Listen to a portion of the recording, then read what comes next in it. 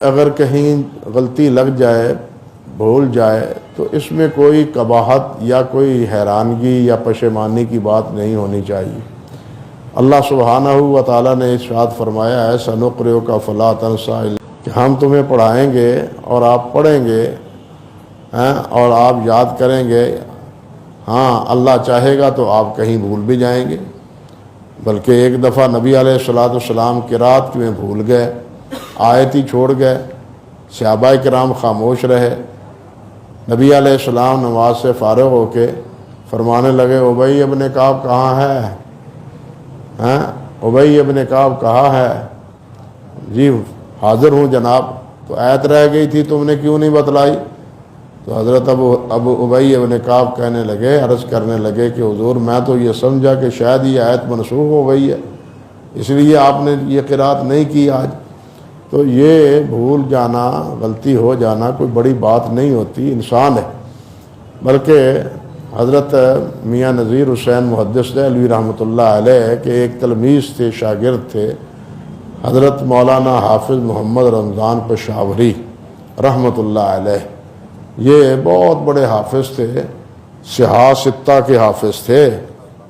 اندازہ کیجئے، صحاح ستہ کے، یہ جو 6 کتابیں ہیں نا، بخاری، مسلم، ترمذی، ابو داود، نسائی، ابن ماجہ، یہ ساری ان کو ازبر تھی۔ اللہ اکبر کبیرہ۔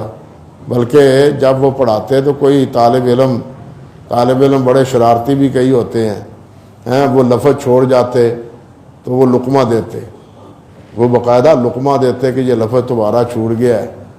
پھر اگر غلطی کرتے تو وہ کہتے ہو میں تو اندھا ہوں، تم تو اندھے نہیں ہو، تمہیں تو نظر آتا ہے، تم کیوں نہیں سیدھا پڑھتے، صاف پڑھتے ہو؟ مجھے کہتے ہو، مجھے سمجھتے ہو کہ میں اندھا ہوں اور مجھے آتا کچھ نہیں ہے، صحیح طور پر پڑھو۔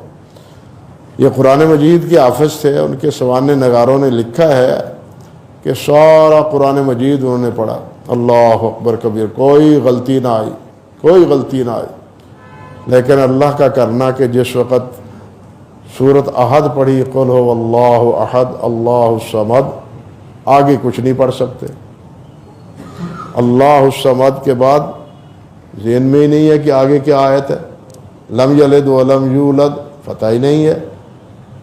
لقمہ دیتے ہیں، پھر اس کے بعد جناب وہ آگے چلتے ہیں۔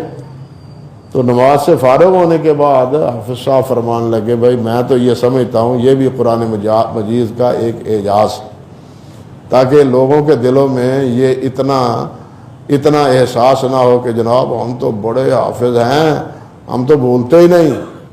یہ اگر کوئی نہیں بھولتا تو اللہ تعالیٰ کی کرم نوازی ہے، اللہ کا فضل اور اللہ کا احسان ہے اگر کوئی نہیں بھولتا، ورنہ اللہ ذوالجلال والاکرام جس کو چاہے بھلا دے۔ جس طرح پہلے بھی میں نے عرض کیا، تو بہرحال عرض کرنے کا مقصد یہ تھا کہ غلطی ہو جانا کوئی بڑی بات نہیں ہے۔